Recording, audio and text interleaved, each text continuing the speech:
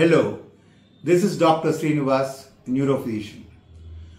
కొంతమంది చాలా బాగుంటారు, ముందు రోజు చక్కగా నిద్రపోతారు, మర్నాడు లేచేసరికి లెగలేరు, అలా డ్రౌజీగా అయిపోతారు. చుట్టూ ఉన్న వాళ్ళు కంగారు పడిపోతారు. నిన్నటి వరకు బాగానే ఉన్నారు, ఇవాళ ఏంటి ఇలా అయిపోయారు, కోమాలో వెళ్ళిపోయారని.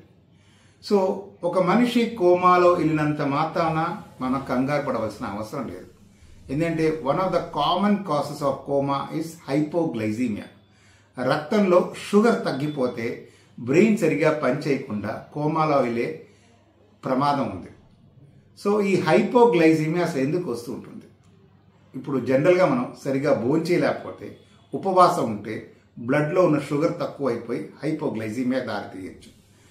రెండోది, షుగర్ ఉన్న డయాబెటిక్ పేషెంట్స్ ఇన్సులిన్ ఇంజెక్షన్స్ ఎక్కువ తీసుకుంటే లేదా యాంటీ డయాబెటిక్ డ్రగ్స్ ఎక్కువ తీసుకుంటే బ్లడ్లో ఉన్న షుగర్ పడిపోయి వాళ్ళు కోమాలో వెళ్ళే పరిస్థితి ఉండొచ్చు.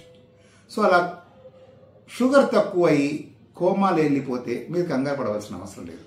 వెంటనే డాక్టర్ దగ్గర తీసుకెళ్తే డాక్టర్ బ్లడ్ టెస్ట్ చేసి చూస్తారు. దాంట్లో షుగర్ తక్కువ ఉందనుకోండి, డెక్స్ట్రోస్ ఎక్కిస్తాం, షుగర్ ఎక్కిస్తాం, వెంటనే రికవర్ అయిపోయి నార్మల్ అయిపోతారు. సో హైపోగ్లైసీమియా బ్లడ్లో షుగర్ తగ్గితే మనం భయపడాల్సిన అవసరమే లేదు. వెంటనే రీడింగ్ చెక్ చేసుకొని డెక్స్ట్రోస్ ఎక్కితే వాళ్ళకి బాగా అయిపోతారు. ఇది hypoglycaemia. Thank you. Doctor Srinivas, neurophysician.